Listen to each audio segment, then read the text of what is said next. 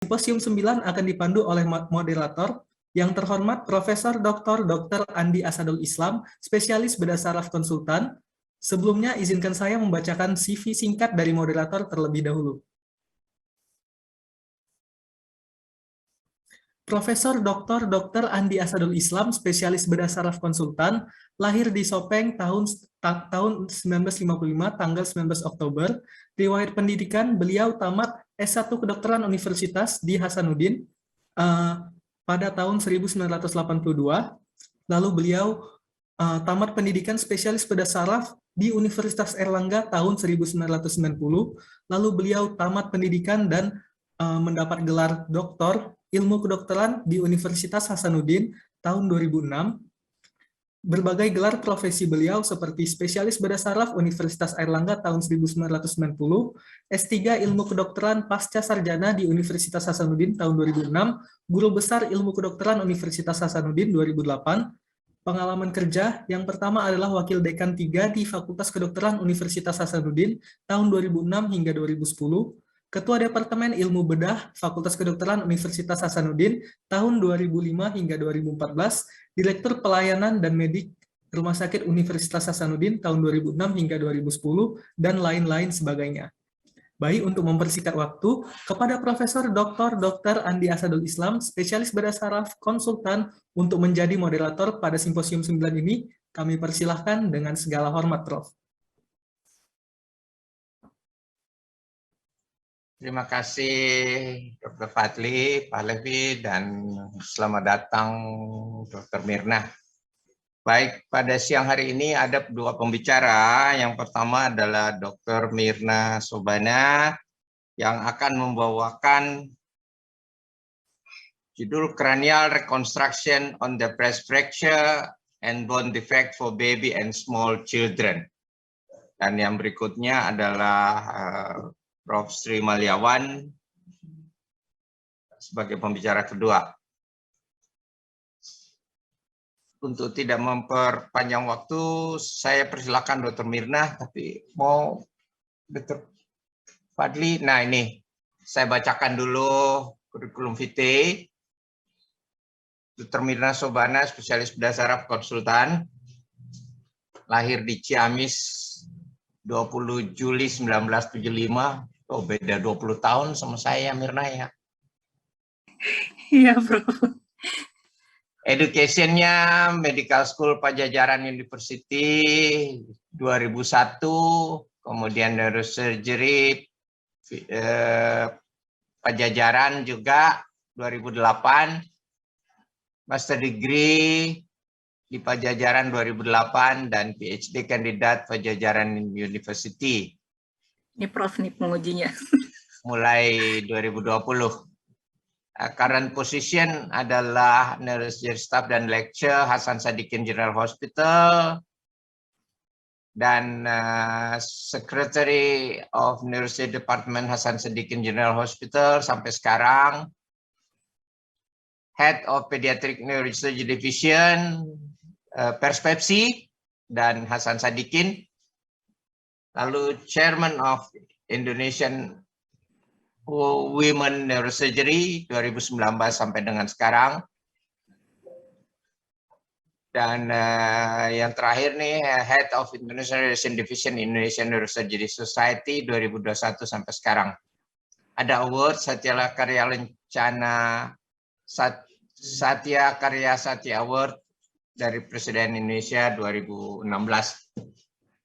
Saya persilakan Dr. Mirna untuk membawakan materinya. Insya Allah mudah-mudahan bisa berguna untuk kita semua.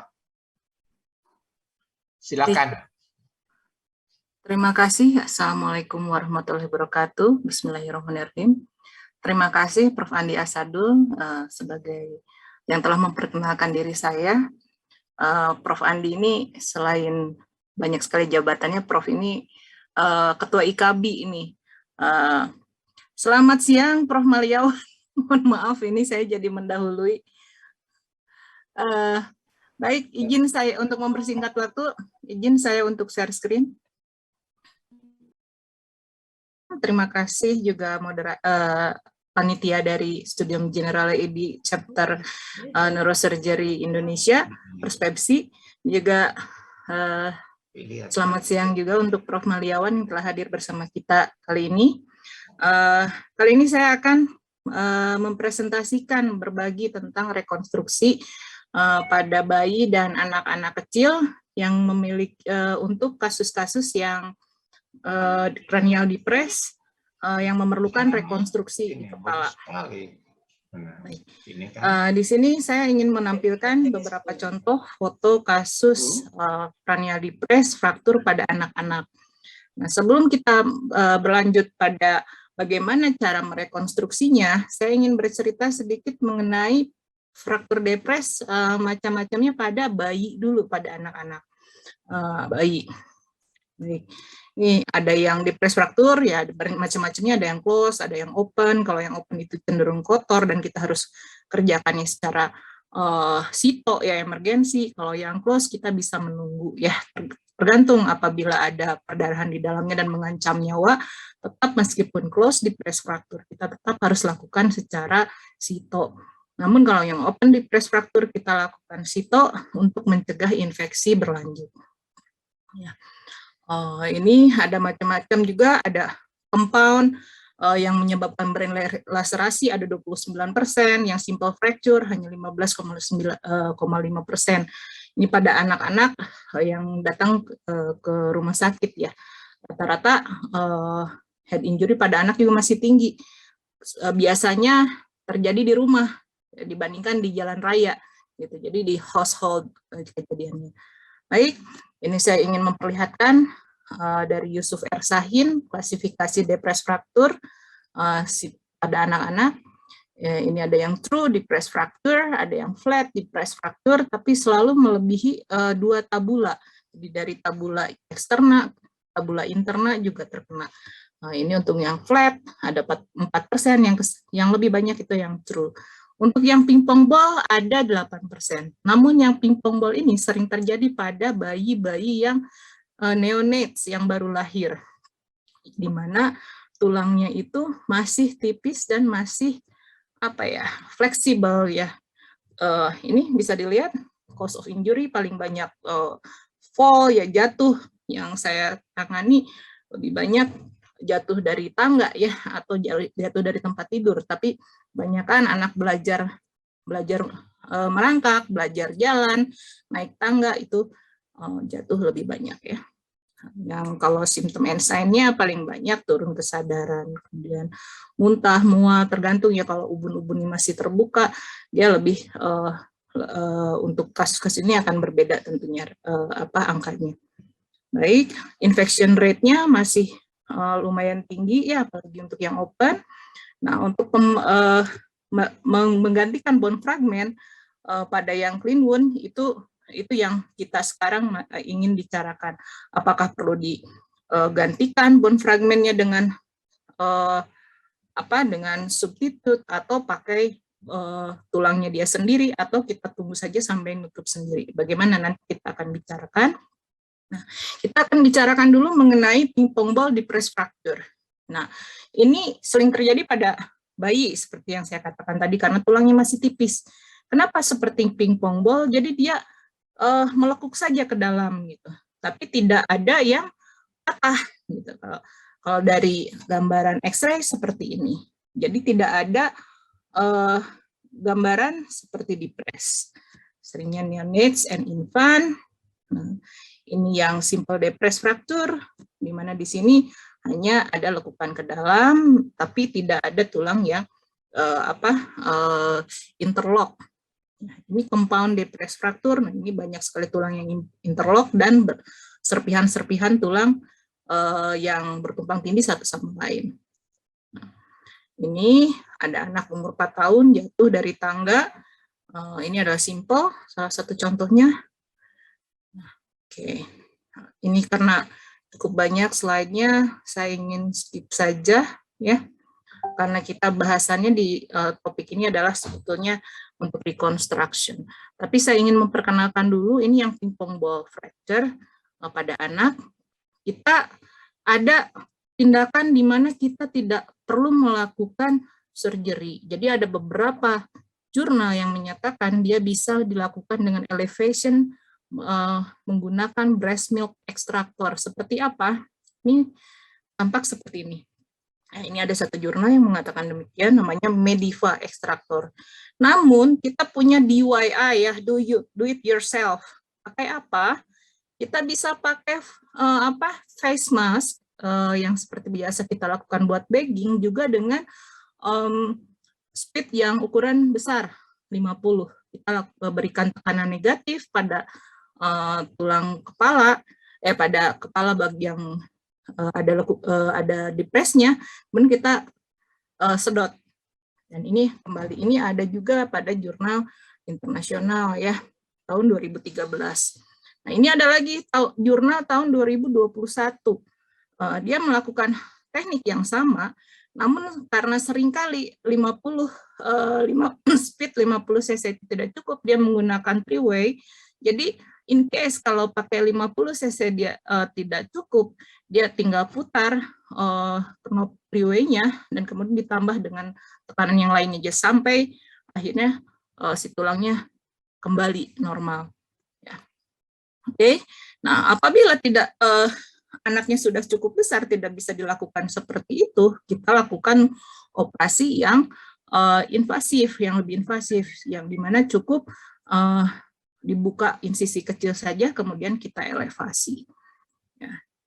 Ini yang lainnya adalah depresi fraktur untuk frontal sinus, di mana kita lakukan dibuka lebih besar tulangnya dibandingkan dengan defek fraktur tersebut, sehingga kita expose dura yang normal, baru kita berjalan ke arah dura yang robek tersebut, di mana ikut merobek sinus, di situ akan lebih aman.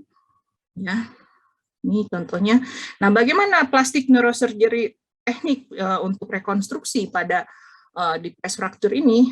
Saya ambil dari buku guru saya, Profesor James Tate Goodrich, di mana beliau ini adalah ahlinya untuk kranial rekonstruksi pada anak-anak. Jadi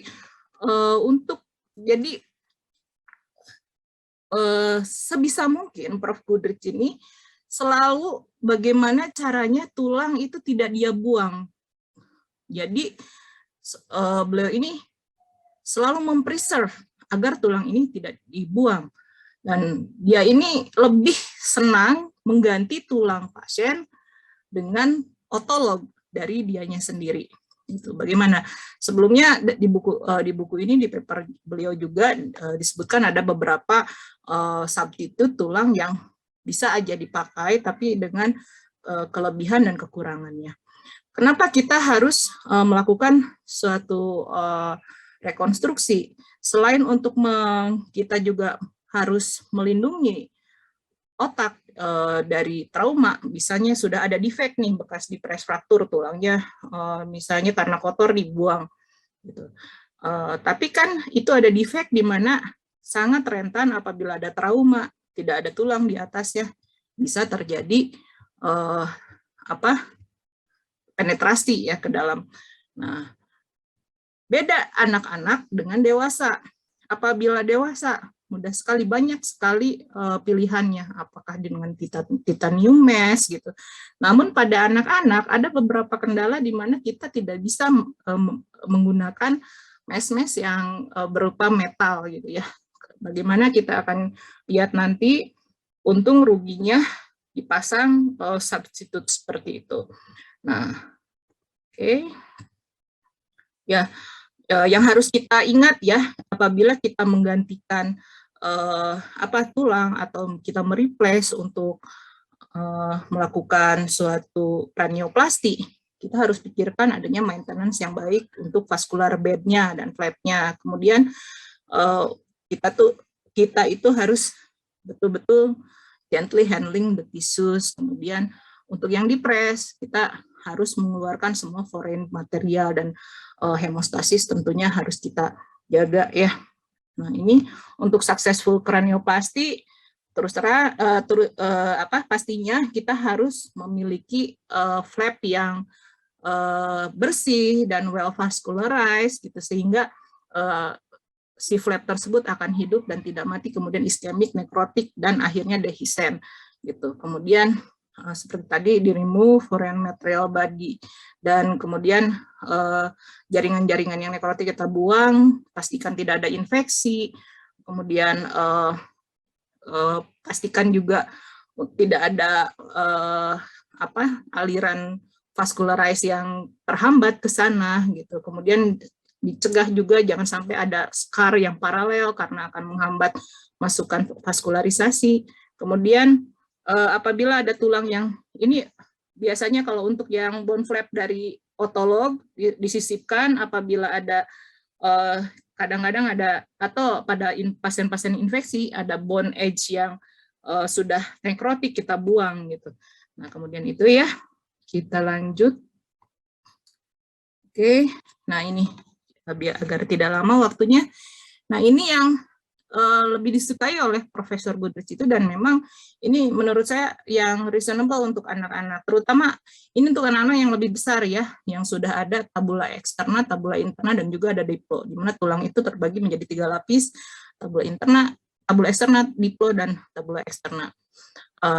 Nah, di sini apabila ada defect fracture di sebelah kiri, ini tampak di sebelah kiri ya, kemudian kita buka di parietal sebelah kanannya, kemudian kita lakukan bone splitting.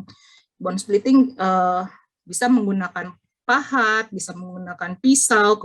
Pada anak-anak yang lebih kecil, ya pada umur-umur tentu ini tidak terlalu sulit untuk memisahkan dari diplo tersebut, apalagi di daerah parietal. Kemudian dijadikanlah suatu flap tulang pada bagian yang defect tersebut ya. Nah, ini untuk jaringan untuk flap yang substitute. Ada absorbable plates, ada bone substitutes yang alloplastic, ada hydroxyapatite, ada bone paste atau bone cement, ada porous polyethylene atau yang dikatakan dengan absorbable mesh, ada yang computer aided desain teknologi, ada ya yang sekarang pakai 3D printed segala macam, ada titanium mesh, kemudian metil metakrilat, kemudian ada yang otolog dari baik itu dari ribs atau dari fibula, dan untuk masa depan nanti mungkin ada craniofacial tissue engineering. Nah, itu mungkin masih agak lama ya teknologinya. Nah, ini saya ingin menampilkan ini untuk bone cement. Bone cement apabila dijadikan substitut tulang, kita seringkali mendapatkan bone cement fracture. Jadi itu sangat rapuh karena dia bersifat rigid dan fragile. Jadi ketika si anak apalagi bandel ya, anaknya itu kan udah, makanya dia pernah juga jatuh, mungkin dia juga senang lari-lari, tahu-taunya kejedot lagi di daerah yang sama, bone cementnya itu akan fracture, malah justru akan mudah sekali menusuk ke dalam. Ini adalah salah satu kerugian. Bone cement ini kadang-kadang dia bersifat panas, juga kurang dapat mensuplai vaskularisasi yang baik kepada daerah di atas duranya. Nah, ini apa yang terjadi apabila ada anak dipasang dengan titanium plate atau metal ya pada anak kecil. Gitu. Ini ada anak pernah dipasang plate titanium, umurnya 15 tahun, tapi dulu waktu dia bayi, dia dilakukan rekonstruksi untuk Crouzon, tapi dipasangnya titanium plate. Nah, titanium plate ini waktu dipasang berada di tabula externa. Kemudian sekian tahun kemudian datang ke beliau untuk operasi ulang, ternyata titanium plate-nya ini sudah migrasi ya. Dan seringkali migrasinya ini dari tabula externa masuk ke tabula interna gitu. Jadi dan kemudian juga menyebabkan adanya ketidakseimbangan tensile strength karena dia lebih rigid dan tidak mengikuti pertumbuhan tulang. Akhirnya dia yang ada menghambat tumbuhnya tulang di daerah di mana dia berada. Si titanium plate ini pada infan. Itu juga nanti outcome-nya untuk bentuk kepalanya kurang baik. gitu. Kalaupun kita terpaksa melakukan implan dengan titanium, kita harus terus follow up perkembangan tulangnya, sehingga memastikan bahwa titanium ini tidak menghambat pertumbuhan tulang. Apabila ternyata menghambat, kita harus remove segera titanium tersebut. Belum lagi apa risiko infeksinya. Kadang ada anak yang memang dia rejection terhadap titanium plate tersebut. Oke. Nah, ini ada lagi hidroksiapatit cranioplasty. Ini terbuat dari native coral, dari karang-karangan di laut setelah mengalami rephosphorylating dengan tekanan yang sangat tinggi yang disebut dengan reaminification, kemudian dirubah menjadi suatu senyawa hidroksiapatit untuk dilakukan cranioplasty. Ini memiliki good soft tissue covering, jadi bisa menutupi soft tissue dengan baik, dengan well vascularized flap, tapi seringkali menimbulkan rejection dan juga unacceptable infection, dan juga dehiscent ya, jadi nonjol kemudian dehiscent gitu. Nah, ini porus polietilen ada juga kadang-kadang ada yang mungkin ada yang menyebutnya mirip dengan absorbable plate. Nah, ini juga absorbable plate seringkali digunakan ya, tapi harus juga di follow up. Ini tidak persis dengan absorbable plate yang kita sering temukan, namun yang ini bisa di follow up sampai 8 tahun. Absorbable yang sering kita gunakan biasanya dia ada absorbable plate-nya bisa ditemukan tetap berada di pasien selama 2 tahun dan kemudian hilang, mengalami biodegradasi. Oke, ini metal plates, maaf tulisan ini rada beda, kecil-kecil ya. Metal plates yang kita kenal tadi adanya titanium, namun sebelum titanium ini ada namanya vitalium, tapi sudah diganti dengan titanium. Nah, ini tadi yang mirip dengan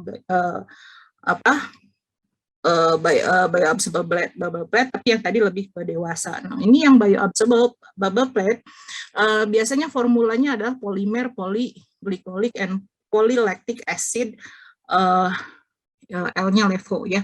Nah, ini yang saya ceritakan tadi, dia bisa dipasang, dia bisa mengikuti pertumbuhan tulang, kemudian menyusut selama dia bertahan selama 1 tahun, kemudian menyusut dan hilang di waktu 2 tahun.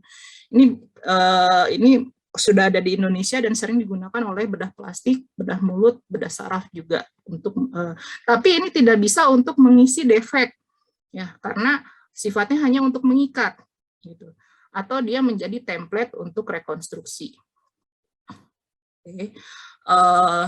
Nanti ada juga sekarang yang untuk mengisi itu biasanya dia membuat suatu matriks yang halus yang bisa diisi oleh tulang. Nah, itu beda lagi dengan bioabsorbable plate. Itu ada lagi, namun saya tidak jelaskan di sini. Nah, ini metil metakrilat ya, akrilik yang sering kita temukan. Akrilik ini memang mudah sekali dibentuk, mudah didapatkan, dan harganya murah. Namun ini seringkali menyebabkan vaskularisasi kurang baik dan bersifat panas, seringkali menyebabkan infeksi dan dehiscent dulu, kemudian ujungnya tetap akan infeksi ya. Nah, ini waktu saya udah 19 menit, terasa saya harus sedikit ngebut. Kemudian ini titanium mesh, sudah saya jelaskan tadi, kalau misalnya pasien dipasang titanium mesh, nah, ini involvementnya terhadap osteogenesis bagaimana, di mana kita bisa lihat ya, di mana tumbuhnya ini tidak seperti tulang biasa dan sering kali menyebabkan reaksi yang hiperreaktif pada bayi gitu ya. Ada macam-macam, ada wire mesh, ada titanium mesh, ya, ada yang bisa dibentuk, bisa yang tidak, ada yang bisa malleable, ada yang tidak, ada yang keras. Nah, oke. Ya, nah ini saya ingin memperlihatkan beberapa rekonstruksi. Ini adalah hypergrowth pada tulang yang kita coba untuk rekonstruksi, ternyata malah hypergrowth. Jadi akhirnya kita lakukan rekonstruksi, di mana kita coba untuk mereplace tulang yang tidak beraturan tadi dengan mengharvesting dari tempat yang normal. Dari tempat yang normal kita pindahkan ke daerah yang di sini tulangnya tidak beraturan. Ini kan kalau di daerah dahi pasti langsung terlihat secara estetik kurang bagus, kurang rata. Jadi kita pindahkan dari parietal ke frontal dengan modifikasi sedikit agar tulangnya kita pakai shell modification, jadi tulang yang tadinya terlalu cembung gitu ya, sehingga bisa membentuk tulang dahi dengan baik. Kita lakukan shell shape reconstruction, kemudian kita pindahkan ke dahi dan jadinya akan lebih baik. Dan kemudian di daerah defeknya kita bikin bone chips, dan ini jangan khawatir apabila bentuknya tidak beraturan, ini akan tertutup rambut, dan dengan pertumbuhan tulangnya si anak tersebut biasanya akan tumbuh dengan baik. Kalaupun tidak beraturan lagi bentuknya, tidak usah khawatir karena dia akan tertutup oleh rambut. Nah, ini yang absorbable plate yang tadi saya ceritakan, bisa dia digunakan sebagai template yang nanti akan ditempeli oleh bone chips yang kita dapatkan dari serpihan tulang yang tadinya bentuknya permukaannya kurang rapi. Jadi kita rapikan, kemudian bisa juga kita balik bagian yang halus dari tabula interna jadi dibalik di luar. Ya, seperti itu. Oke. Jadi sebagai kesimpulan, anatomi tulang pada anak-anak itu masih berkembang dan mesti kita pertimbangkan kita untuk material yang kita akan gunakan untuk reconstruction. Reconstruction dari pasien reconstruction harus kita pertimbangkan sedemikian mungkin. Apabila memungkinkan untuk autolog reconstruction itu akan lebih baik. Apabila kita ingin pakai substitute, kita harus sangat memperhatikan keuntungan dan kerugian. Dan long term follow up sangat diperlukan untuk pasien yang kita lakukan reconstruction ini. Baik, kurang lebih seperti itu dari saya, Profesor Andi Asadul. Terima kasih banyak atas waktunya. Assalamualaikum warahmatullahi wabarakatuh.